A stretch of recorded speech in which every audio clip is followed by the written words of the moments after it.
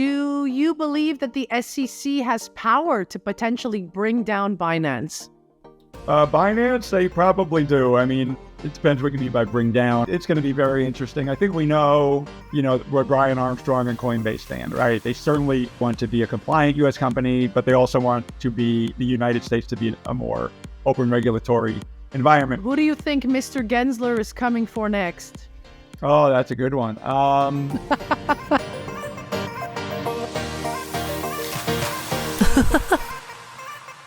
Welcome back to another episode of Girl in the Verse, the video podcast, the place to be if you are new to Web3, curious about crypto, but you don't want to get too technical.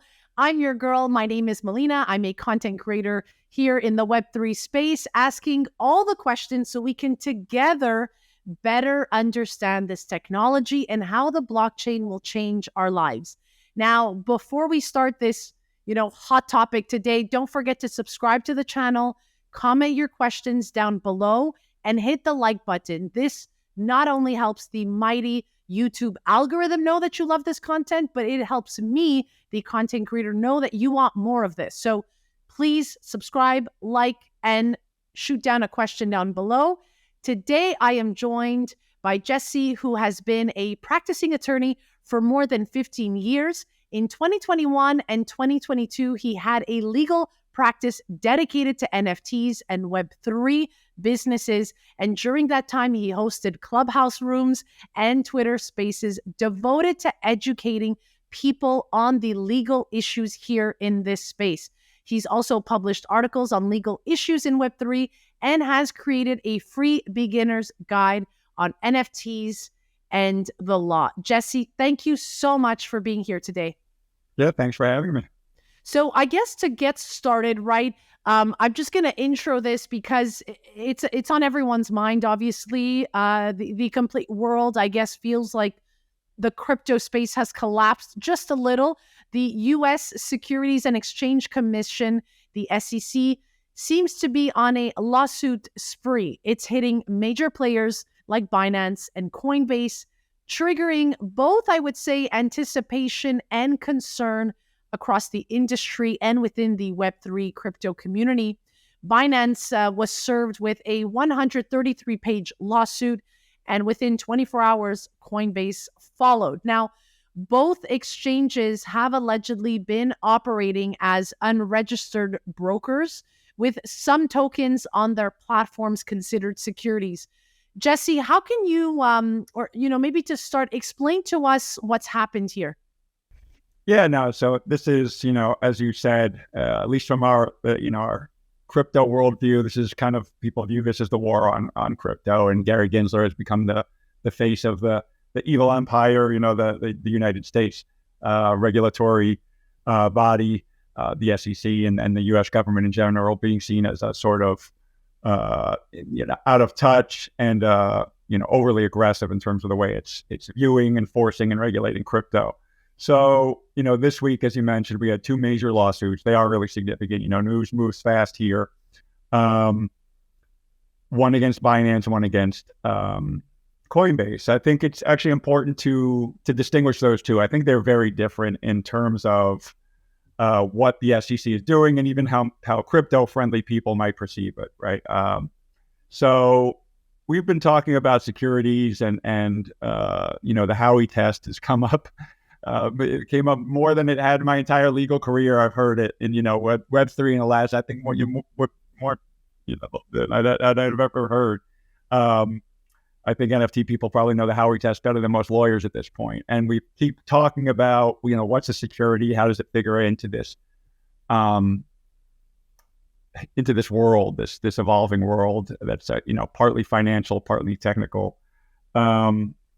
And the SEC, I think, has been relatively slow to react, if anything, or at least patient, right? There has not been, NFTs blew up the last, 24 months. Coinbase has been around for a long time. Binance has been around for a long time.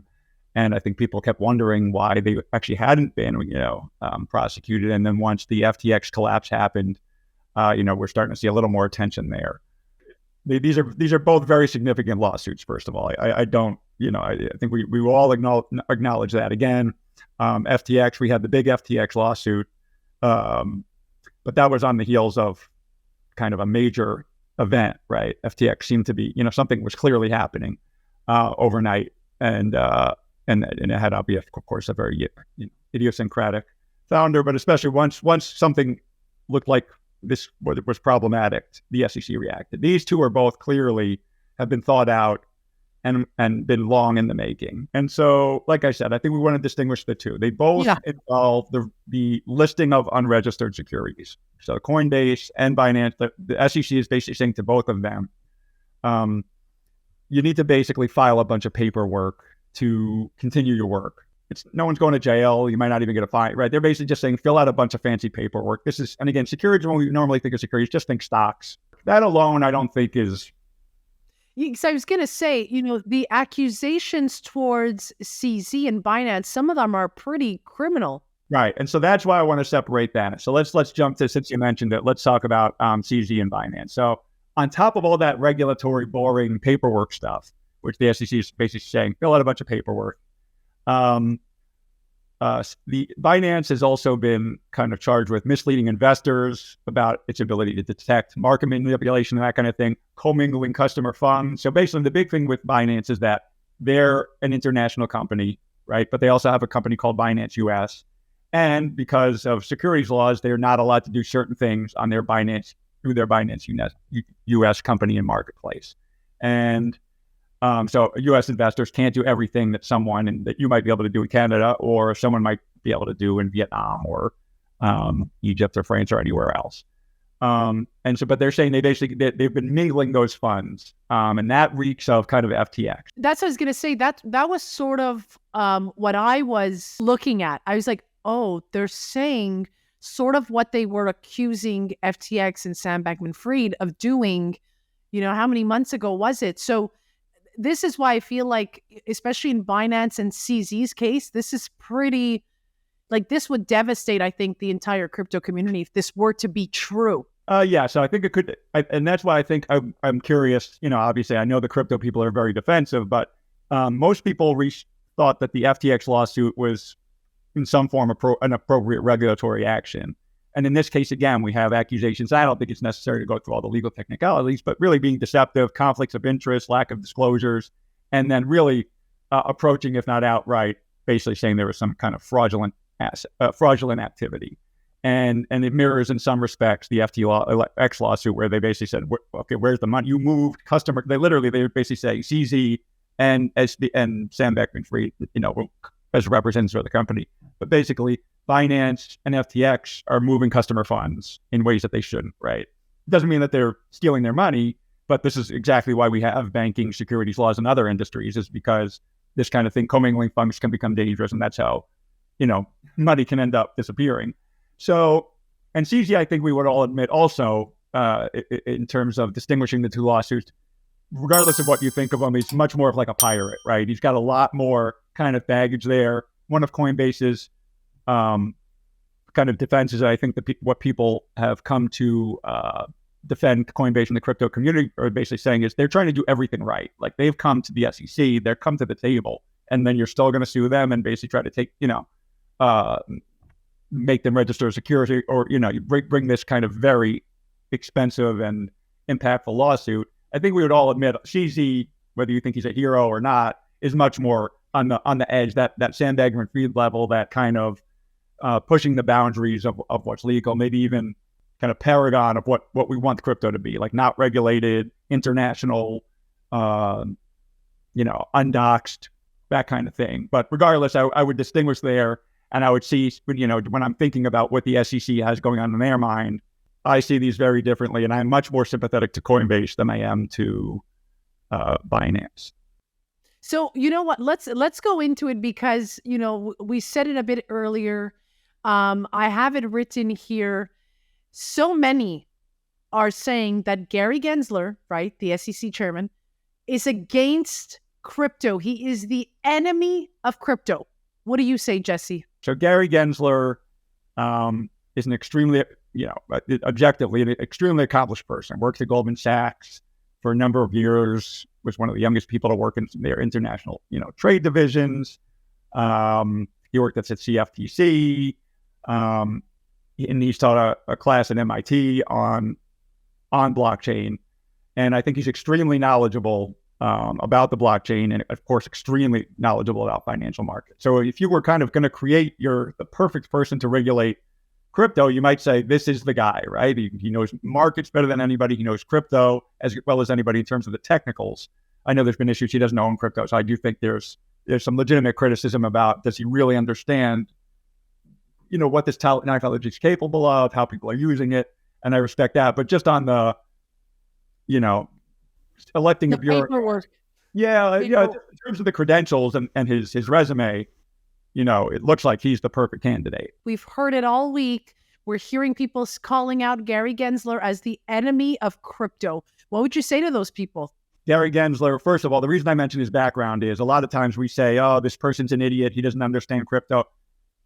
This is not someone who thinks like the internet's made of tubes, or that crypto is just like some stupid, scammy thing just for, Silk Road. Like he knows the technology. You might not agree with his position on it, but he's very well educated, as opposed to like a lot of these legislators who are really, I think probably don't really understand the technology. He very much understands the technology, and he's in a position where his job is basically, a bureaucrat. His job is to basically protect investors, protect retail investors in particular from financial investments that could be dangerous or could lead to bad consequences. So I guess the question I would ask to the people who think he's the enemy of crypto is, what do you think he should be doing? Should he just be doing nothing? Because we know that there's a lot of potential here, but we also know there's a lot of scams. You and I obviously have been around the FT. The word rug pull is used almost like comically, when it's like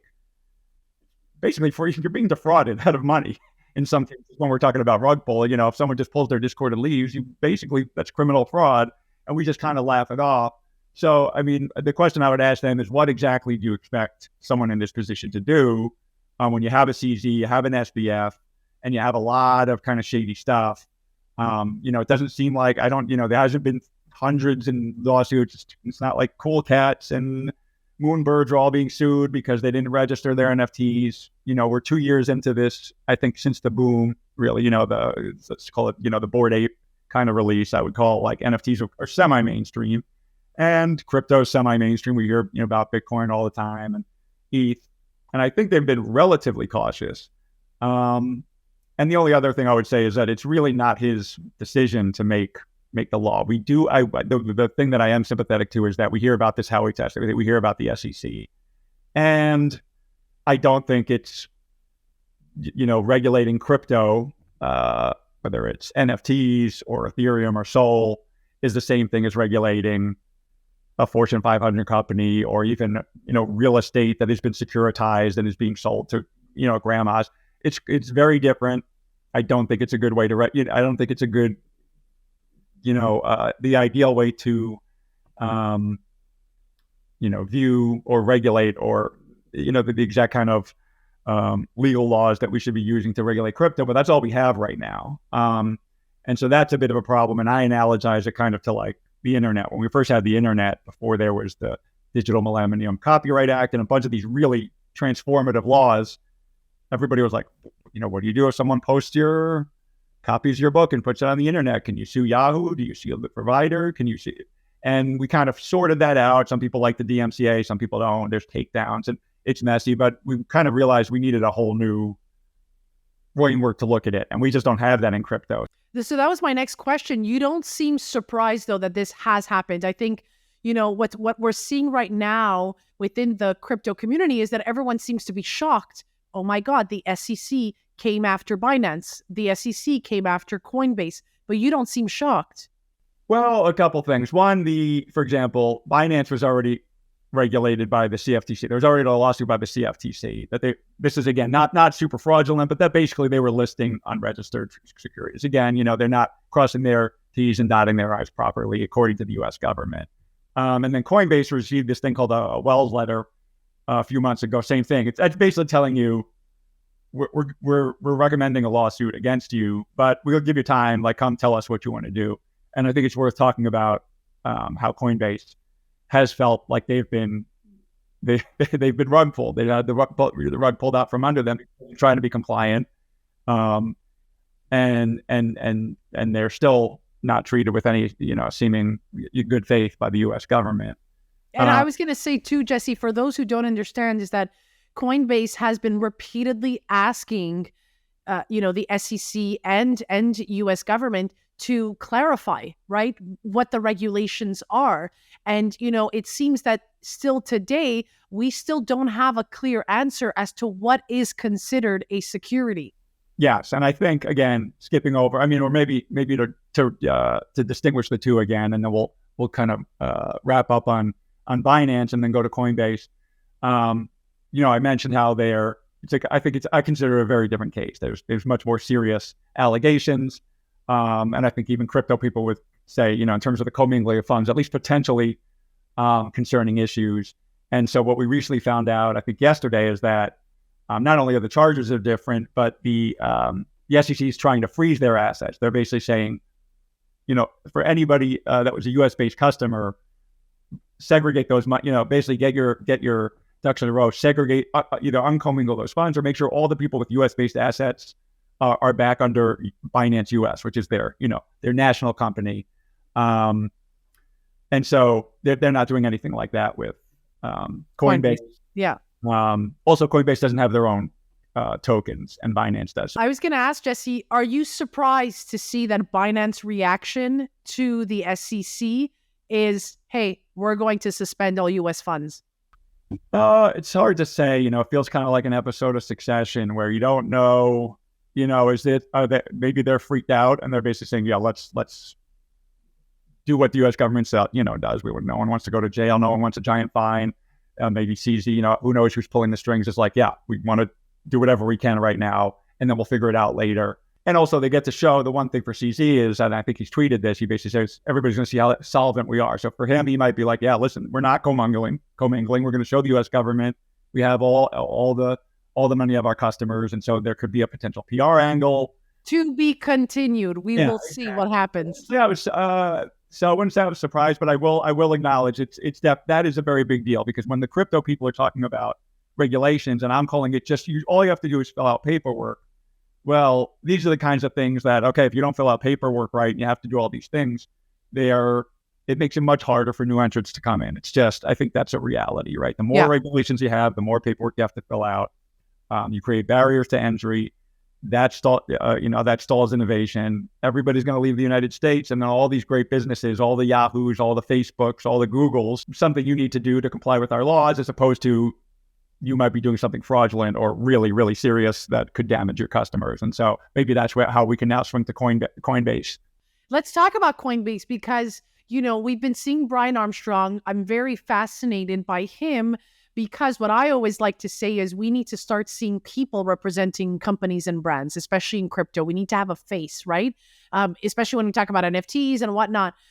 Brian Armstrong has been doing, I think, a great job of showing up, presenting himself. And, earlier this week, we saw Coinbase come out with some sort of ad, I guess, and they said, the numbers do not lie. They're saying openly, our books are in check. So, what's happening here with Coinbase? So yeah, like I said, I think we view this very different. And I am much more, even as someone who thinks Gary Gensler and the SEC are, pretty much doing their job in good faith, I am much more sympathetic to Coinbase and the crypto people here for the exact reasons you've mentioned. Like whether or not Sol is a security or Tether or ETH, whatever it is, Coinbase has, they're a US-based company. They IPO'd in the US, meaning they basically did the thing where you go from a private company to being a public company. That has to go through the US government. So they basically said, and Brian Armstrong, as you mentioned, is a very good articulate kind of voice for his company in the community, has basically said, that was basically a tacit approval of our business. Like you let our IPO go, and now you're asking us to, essentially kind of take part of our business down. I don't know if I buy that, but on top of the IPO, they say basically the SEC has asked them to provide their views on what a registered path for Coinbase would look like, because they basically say there's no existing way for us to register. They basically say there's no legal way to do it. Of course, they could do the the way stocks do it, but they don't think that works. And they've developed and proposed a bunch of models. They've spent millions of dollars in legal fees. They've had over 30 meetings with them. They've given access to documents. They've given access to their employees. And they're basically saying we've been as much of a good faith actor as anybody in the crypto community. Why serve the Wells notice? Why bring a lawsuit when we can just kind of sort this out? And that is where I think they've made a good case in terms of their public relations, their communications, but also I just think on the substance, they've made a pretty compelling case that if we're going to be at all open as the United States government, SEC, whoever it is, to crypto, then let's work with one of the bigger companies, one of the better actors, and figure out a new framework. And that's where it doesn't seem like Gary Gensler or any of the other top regulators are really interested in creating a new rule. And it's hard. It's hard for everybody. It's an entirely new way of looking at how to regulate a market. It's not filling out these easy forms. It could be setting other different standards or putting in some kind of technical protocols, which again, the U.S. government is not very good. And I don't think we want anybody in the U.S. government telling the crypto people technically what to do, because they're certainly not capable to do that. And so we've reached an interesting point here where, I think both legally in the courts and also in the court of public relations, the U.S. government and Coinbase have kind of set up a very nice little public trial here, which hopefully leads to something positive in the way of either a new rule or something else that people in NFTs and crypto can look at as a new guideline for how to comply with U.S. laws. What are we hoping for out of this entire situation, whether it is Binance or Coinbase? What are we hoping for? It depends, I guess, how you define we, but I guess maybe the crypto community, or even dare I say, even those who continue believing or that crypto is a scam, right? Those who don't want to get in because they're nervous of what they're hearing and seeing. What are we hoping for out of this entire situation? Right. I mean, that's probably the good audience. Maybe you, me, people that are crypto, very much interested in crypto, maybe even active in trading, which I have been, feel like we understand the technology and see some of the potential of it. I think what we would like to see, or maybe what we don't want to see, I think, is just like a sort of settlement out of court. Here you get a fine and then you register or don't register, or something like that. I think what we would like to see, at least on the Coinbase side, is it either go to a court and the court rules, okay, these particular coins that you listed as securities are not actually securities, or two of them are securities for this reason because, they're sufficiently decentralized. Sol is much different than ETH, right? It has like a set of board of directors, essentially, right, that can control the network. That's why the core crypto people really are not big fans of Sol. So maybe they say some of these are clearly securities, some are not, and the court says, and this is the test. And they write an opinion, and that's law. Right? So basically, finally answering that question, what is a security? That would be one case, right? That doesn't apply forever. The court, a higher court that could go to the Supreme Court, they could change it. Another court could say, we totally disagree.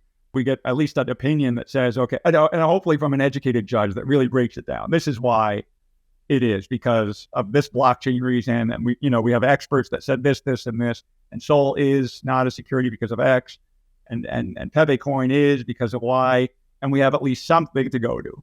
I think an even better result would be a sort of negotiated resolution where the government and they put in writing, stipulate or create a new proposed rule. As long as you do X, Y, and Z, we're going to ask you to put these extra risk factors into your registration forms, or we'll give you a limited registration, or we'll give you an exemption. That's one of the big things that the SEC has said, is that if you want to, you don't have to apply with securities. You can apply for an exemption. Anybody can do this for any reason.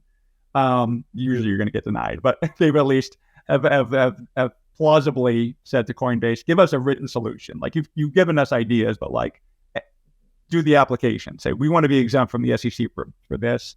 I like this angle. Here's where I know that a lot of the crypto community goes to in their minds when they see things like this happening is that crypto will be banned in the US, that crypto won't be, that they're going to create these CBDCs. And then, I'm in Canada, and then, a lot of Canadians are thinking, well, whatever happens in the US, we will copy.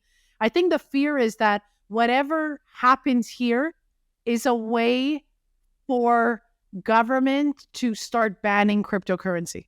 I don't know. Banning is a difficult word. One, because first of all, crypto can't be tech banned. You can you can make it really challenging to off ramp. But that's one of the things that's extremely interesting about this technology, right? Is that for the most case, it would be almost impossible. I think we'd agree to completely ban crypto, just as if you said, we're going to ban people from eating apples, or smoking marijuana. Like, you try to do it, but you could put a law in place. But to take your kind of hypothetical, I think we've passed the point of no return, right? There's been, once the cat's out of the bag, it's kind of hard to put away. So it'd be hard for me to see a world in which trading Ethereum was outlawed in the United States or couldn't be off-ramped to US dollars. And so I think the idea that the US will be banning outright in some really extreme fashion is a pretty highly unlikely scenario under any administration and under any real timeline.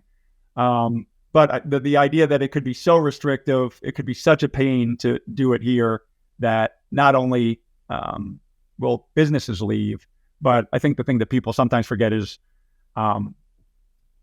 even though it would only apply to the U.S., the U.S. can lean on the rest of the world. It's the number one or number two economic power.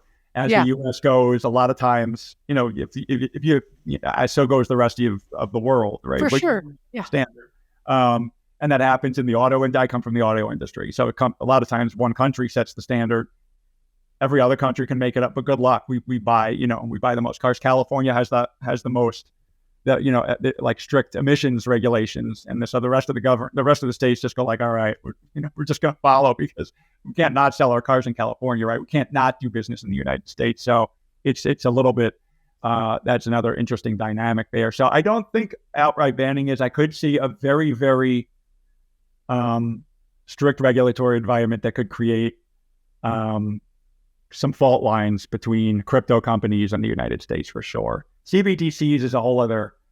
That's a whole other topic. Yeah. Yeah. I don't know. Are we banning crypto at that point, or are we just making it a government?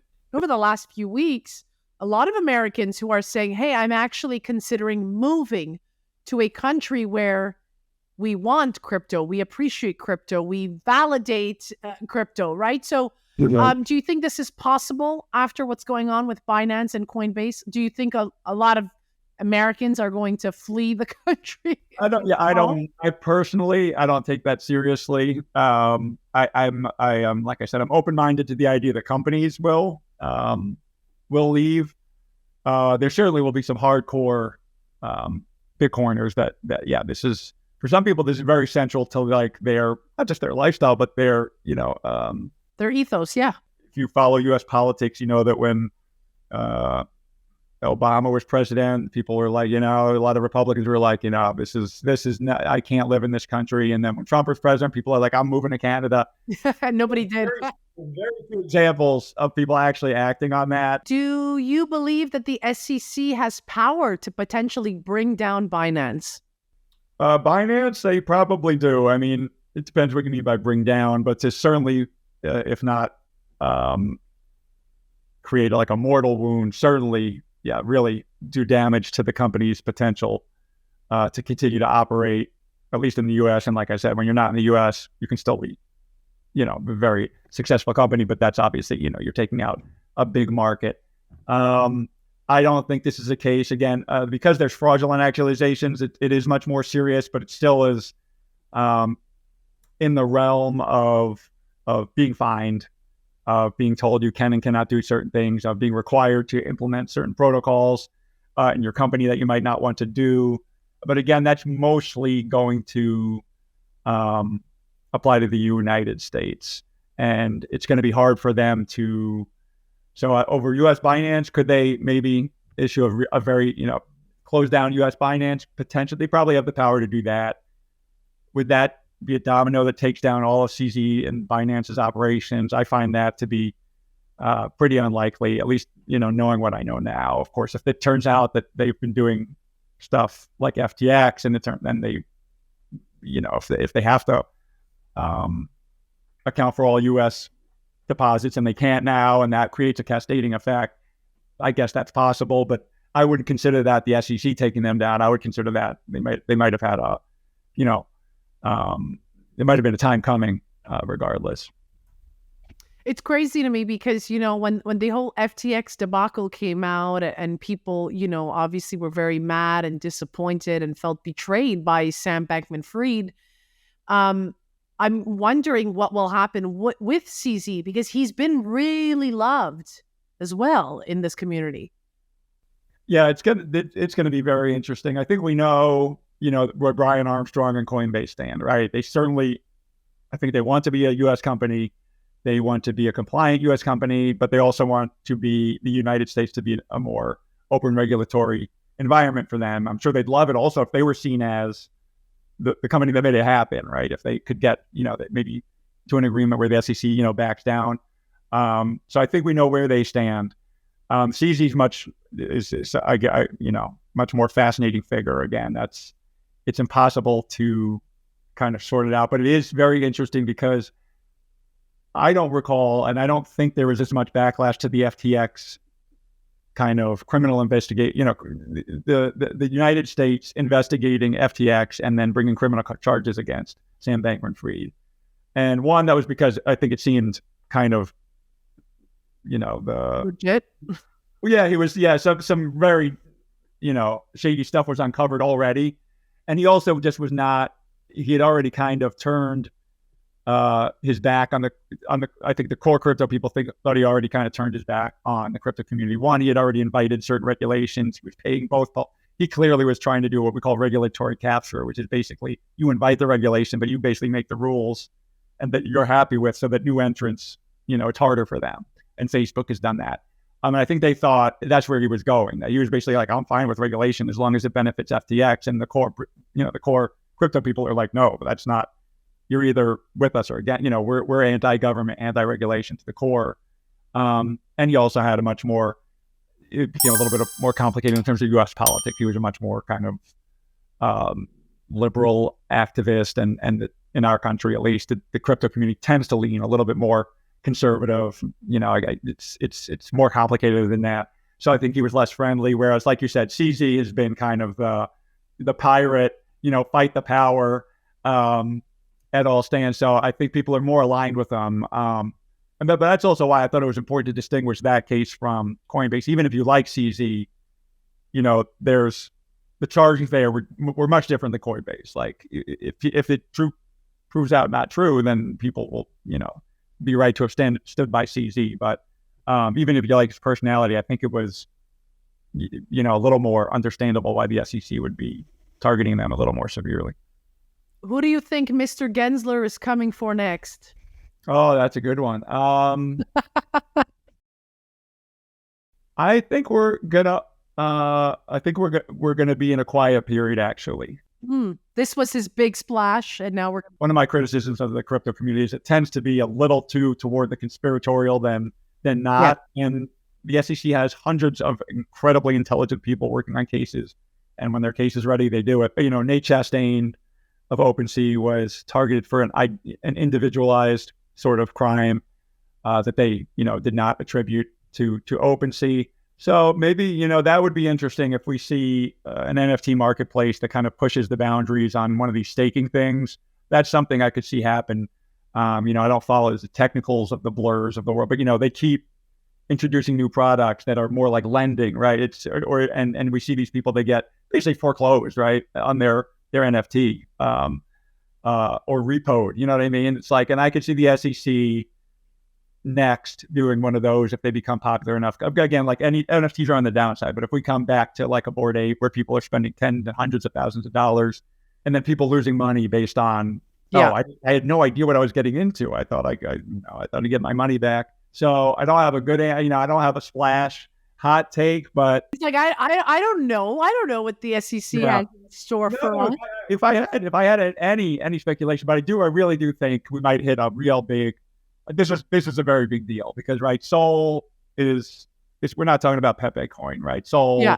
and these coins are pretty significant in terms of their market cap. So unless there's something I don't know, and again, a lot of times it's not a surprise what the SEC is doing, right? We had a Wells notice even before that. We knew they were meeting with Coinbase. These things don't come out of nowhere. But if I had to do a hot take, it would be like a Blur or one of these NFT, protocols that goes a little too far in terms of their, cryptic, financial transaction. Jesse, I have one last question for you. Most of my audience here is pretty beginner. What would you say? I know you are a lawyer, so you can give us maybe some legal advice, but what would you tell someone who is potentially entering or who bought some cryptos, on one of these exchanges? What type of advice would you be giving them right now? Is it run or is it get informed or, what would you tell someone right now? No, I definitely would not say run. I should also probably say I'm not, and I was never a securities lawyer. But I wouldn't take the interview if I didn't feel like I was conversant in this topic. And of course, you kind of had to be. But I would recommend that people actually get a wallet, or at least learn how to purchase and sell crypto, even if it's starting out on Robinhood, which again, core crypto people are like, that's not really, you don't really own it. But for someone like me who's really just looking on a return on investment, I'm not as concerned about self custody. But I would say look at what you might want to invest in. Look at what the major coins are. Try to learn about what the major coins are, what they do. Bitcoin is kind of like gold. Ethereum is kind of like a digital computer. Learn as much as you can about that. Learn what people mean by, what are these shit coins? Like, what are they? Where are they? Why are they going up so much? Like, where can you buy them? Because then you learn, I can't get those on Robinhood. And that alone is kind of like a tell. Okay, what? Okay, why not? Yeah. Either why, like that's not something to invest in, or I need to be more educated before I do. Even if I want to invest in these like moonshots, let me understand what I'm doing. Like, what is MetaMask? What's cold storage? And then I would recommend, if people are interested, even mildly interested in this and think it has potential, to at least get some crypto onto Coinbase or from your bank account onto Coinbase, create a wallet, understand, what that means, that if you lose those 12 random words, your money's gone forever. And I would encourage people to do that on whatever number they're comfortable with, learn what gas fees are, and go from there. Cause I think it's still really interesting. The first time you've probably done the same thing. It's been so long, but yeah, the first time I bought an NFT and I'm like, where is it? Like I couldn't find, I didn't know what, I minted from a page and I was like, where is it on OpenSea? And I had to go to my, so it's kind of, okay. And then you figure, okay, but where really is it? And so, yeah, I still would very much recommend that, at least in terms of a number that they're comfortable with. Again, you can do $100. You put it on Coinbase, you get it to MetaMask. Maybe you got crypto, maybe you don't. Now you're down to like $92, right? You learn where the money's going. But I would definitely encourage people to look at that as a potential investment. But if you are interested in investing it, to actually learn how to get it onto your own personal wallet and what that means and why it's important. It's interesting, Jesse, because you did not say run. You didn't say don't do this right now. The market is gray. Everything that's going on with Binance and Coinbase, you're still out here saying learn. Yeah. I mean, I don't think that there is. I mean, I'm pretty of the crypto community. I'm pretty far to the extreme in thinking, that this should be much more traditionally regulated. I don't think self-custody is as critical to the technology as other people do. I think there's much more on the when you weigh the pros and cons. I think the cons need to be taken much more seriously. And so, but I still recognize like the potential of the technology, the magic that it is when you get airdrop something and it's like it's so seamless. The fact that it's decentralized is its own kind of really kind of fascinating dynamic, right? Nobody can stop me right now from sending, Bitcoin to you. There's no server or anything, right? The U.S. government really, you could shut off my power, but no one really can stop me. You might be able to stop me from getting it to my bank account. And those kinds of things are really interesting. I think we realize, even if we don't know where the technology is going, at the very least, there's really kind of something potentially revolutionary about this as the kind of I guess new internet, or the the base technological layer of transactions we'll be doing for years and maybe decades. Jesse, thank you so much for being here. I really appreciate it. I know that this was, what a moment in time. I feel like this will not be forgotten, at least not for us, those who are in this space. As always, I tell all my audience, the juiciest conversations are happening up in my DMs. So you can come find me, come ask your questions. If you've got more questions for Jesse, please put them down here below. I would love to have Jesse come back, in a future episode. So drop down your questions, reach out to me up in the DMs. You can come find me on TikTok, on Twitter, on YouTube, on Instagram, on Facebook, on LinkedIn. Jesse, I am everywhere. You guys know the drill. Come find me at Girl in the Verse. I will also invite you all, because I did put it in my newsletter, but if you do want to be a crypto advocate, we've got a couple of petitions going around, especially for those living in the US. I will put all the links down below. Make sure that you are only clicking these links. I'm going to remind everyone again, I do not DM you. I will never ask you what you're trading. I will never tell you what to buy. Do your own homework. Do your research. Stay safe out there, and I will see you next time. Bye.